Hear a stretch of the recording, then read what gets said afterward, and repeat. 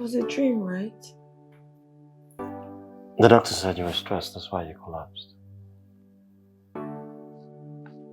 I saw wrong, right? I didn't see you and Crystal on our matrimonial bed. It had to be a dream.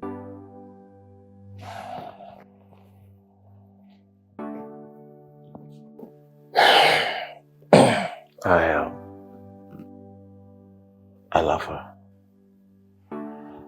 We've been together for more than a year now, and I'm convinced she's the one I want to spend the rest of my life with. I know that this will come as a shock to you because you two are best friends, but that's the way it is.